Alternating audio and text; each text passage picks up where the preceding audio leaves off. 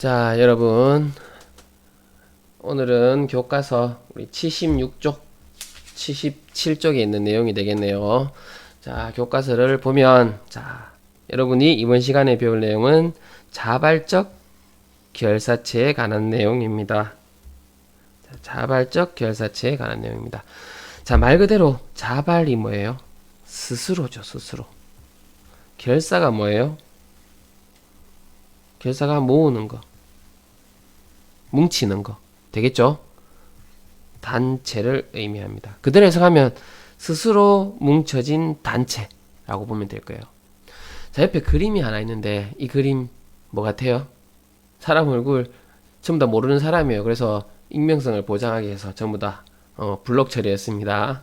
자, 이 뭐예요? 배드민턴이죠. 배드민턴 동호회가 되겠네요. 동호회. 자, 배드민턴 동호회. 이 사람들이 왜 모였어요?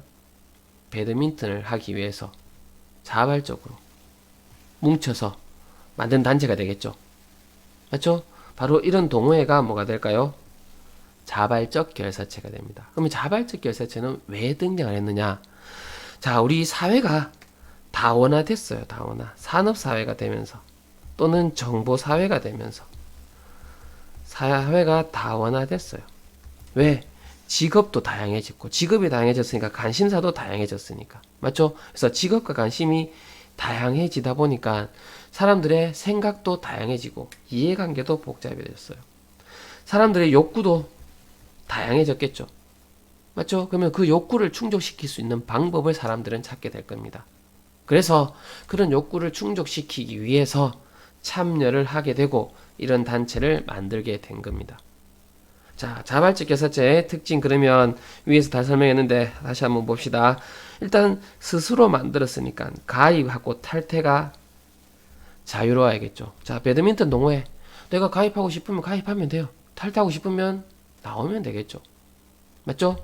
그러면 S전자 이름을 공개하면 안 되니까 자, S전자라는 회사를 한번 봅시다. 자, 여기 내가 들어가고 싶다고 해서 막 들어갈 수 있나요? 아니죠. 나올 때는 뭐 회사 사표서 나오면 될 거예요. 근데 들어갈 때는 내 마음대로 들어갈 수는 없어요. 맞죠? 자, 그래서 자, 이런 회사는 자발적 결사체가 될 수 없을 겁니다. 자, 그러면 자, 다음 스스로 참여를 했으니까 구성원은 적극적으로 참여하겠죠. 적극적으로.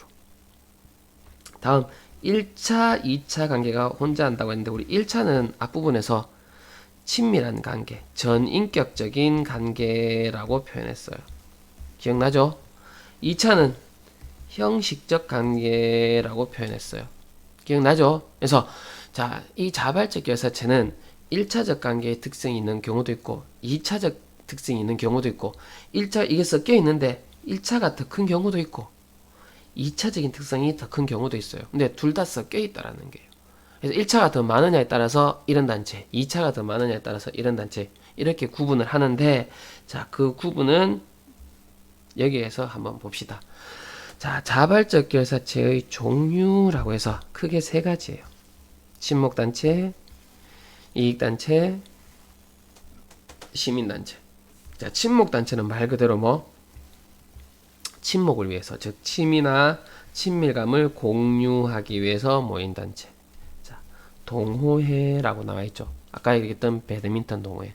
맞죠? 친목단체에 들어갈 수 있겠죠.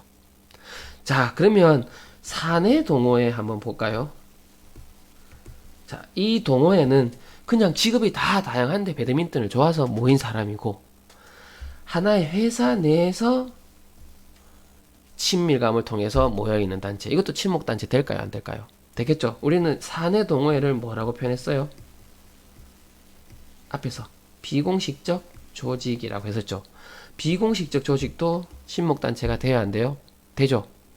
맞죠? 근데 친목단체가 비공식적 조직보다는 범위가 더 크겠죠. 맞죠? 왜 친목단체는 비공식 조직이 아닌 동호회도 포함을 하는 거니까. 아무튼 둘 다 자발적 결사체가 된다라는 거. 다음 이익단체, 이익집단이 있는데 우리 구분해야 될 게 앞부분에서 선생님이 한번 설명을 했는데 이익사회라고 했어요. 이익사회하고 이익단체가 같은 말? 다른 말이에요. 이익사회는 인위적으로 형성된 집단이었죠. 그럼 이익단체도 인위적으로 만들었을 거니까 얘하고 비교했을 때는 얘가 더 큰 범위가 될 거예요. 이익사회가 이익단체보다 더 큰 범위가 된다라는 거. 자, 이익단체가 뭐냐? 말 그대로 이익을 추구하기 위해서. 누구의 이익? 사적.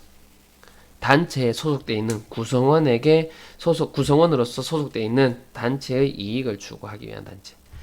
자, 대한의사협회라고 있네요. 그럼 누가 가입되어 있을까요? 의사들. 의사 자격을 갖추면 누구나 가입하고 하기 싫으면 나오면 돼요. 자, 이 사람들은 누구의 이익을 위해서? 약사의 이익을 위해서 이 사람들이 노력해 줄까요? 아니에요. 의사를 위해서. 대한약사협회도 있어요. 그럼 이 약사들은 의사의 이익을 아니고 약사의 이익을 위해서. 공무원 노동조합이 있네요. 누구의 이익을 위해서? 공무원들의 이익을 위해서. 맞죠? 그래서 각각 이익 구성원들이 모인 단체에 이익을 추구하기 위해서 모인 단체라고 보면 됩니다. 그 다음 시민단체가 있네요. 시민단체는 그러면 사익이 아니고 공익을 추구하기 위한, 우리 이런 단체를 시민단체라고 하죠. NGO라고 하는데 Non-Government Organization, 비정부기구라고도 표현을 합니다. 자, 환경단체, 환경을 위해서.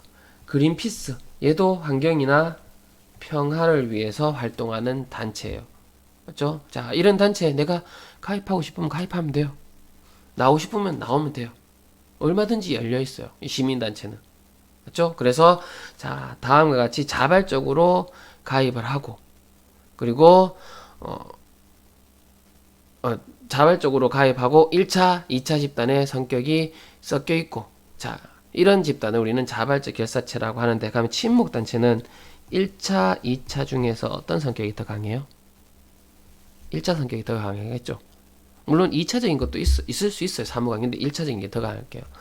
이익단체는 1차하고 2차 중에서 자신들의 이익을 위해서 모인 단체이기 때문에 2차적인 성격이 더 강해요. 물론 이 속에서도 서로 친한 관계는 분명히 있을 수 있을 거예요. 1차도 있을 수 있고. 시민단체도 1차, 2차 중에서 2차적인 성격이 훨씬 더 강하겠죠. 그래서 1차, 2차 관계가 혼재하고 있다라고 표현을 한 겁니다. 자, 이게 자발적 결사체의 종류 그리고 특징들이라고 보면 될 겁니다. 자, 다음. 자, 그럼 자발적 결사체는 우리 사회에서 어떤 기능을 하느냐? 자, 내가 관심이 있어서 가입을 한 거예요. 관심이 있어서 가입을 했다면은 나는 거기에 인해서 만족감을 느끼게 되겠죠. 활동을 하면. 만족감을 느끼면 정서적인 안정감에 도움이 될 겁니다. 맞죠? 자, 자발적 결사체는 자신이 관심 있는 그의 단체를 만들 거예요. 그러면 이 단체들은 사람들마다 관심 있는 분야는 다양하게 될 거고, 다양하게 될 거니까 사회의 다원화에 도움이 되겠죠. 다음 자발적 결사체, 내가 하고 싶어서 하는 거예요. 적극적으로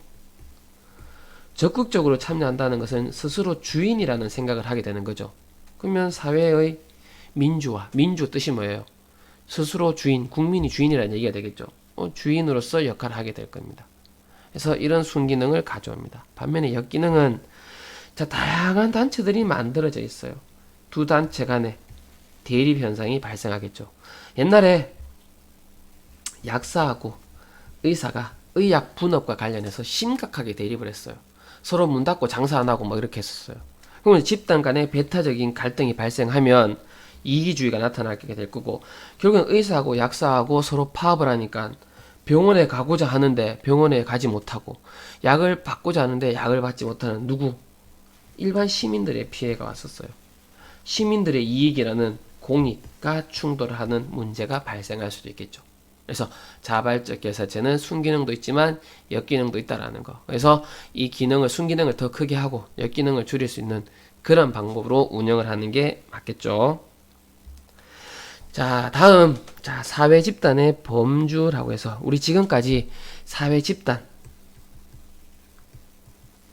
그리고 사회 조직에 대해서 배웠어요. 기억나죠? 자, 그러면 자, 이 제일 큰 범주를 사회 집단으로 한번 본다면, 사회 집단에는 인위적으로 만들어진 집단도 있고 자연적으로 만들어진 집단도 있었죠. 인위적으로 만들어진 집단을 이익사회라고 한번 봅시다. 그러면 이익사회가 아닌 부분은 공동사회가 되겠죠. 자연적으로 만들어진. 자, 이익사회 중에서 조직의 효율적인 목표 달성을 위해서 만들어 놓은 우린 그런 형태의 조직을 공식적 조직이라고 한다고 했습니다. 맞죠? 다음 또 뭐 있었어요? 비공식적, 여기다 적지만, 여기다 일단 적을게요. 비공식적 조직이 있었어요. 근데 공식적 조직은 비공식적 조직 안에서 친밀감에 따라서 자발적으로 만들어졌으니까 여기에 비공식적 조직이다라고 하면 될까요? 안 될까요? 안 됩니다. 왜? 공식적 조직은 형식적인 관계가 나타난다고 했었죠. 맞죠? 서로 수단적인 만남이 나타나는 형태. 맞죠? 그리고 구성원의 지위의 역할이 명확하다고 했었어요. 근데 비공식적 조직은 아니었죠. 비공식적 조직은 친밀감을 토대로 만들어진 거였어요. 그렇죠? 그리고 형식적인 관계보다는 전인격적인 관계가 더 강했어요. 그러면 여기에 들어갈 수 없죠. 비공식 조직 밖에 있어야 될 거예요. 밖에 중에서 우리 앞에서 자발적 결사체 배웠던 거 기억나죠? 자발적 결사체는 자발적으로 뭉쳐서 만든 단체인데 이 자발적 결사체 안에 비공식적 조직이 있을 수 있겠죠. 맞죠? 그러면 자발적 결사체 중에서 공식적 조직이 중복되는 이 부분에는 뭐가 있을 수 있을까요? 자발적 결사체 중에서 2차 성격이 강한 시민단체라든지 이익단체라든지 이게 공통적인 부분에 있을 수 있겠죠. 그러면 자발적 결사 중에서 비공식 조직이 아닌 나머지 뭐 동호회 이런 것들이 여기에 범위에 들어갈 수 있겠죠. 그렇죠. 그래서 사회 집단, 사회 조직을 가지고 뭐 이렇게 비교해서 범주 포함 부분을 나타낼 때는 자, 이렇게 각각의 특징에 따라서 구분할 수 있다라는 거. 우리 그림으로도 예전에 시험 문제에 많이 나왔었어요. 그래서 그림으로도 이해해두면 많은 도움이 될 것 같습니다. 자, 우리 이번 시간은 여기까지 하도록 합시다.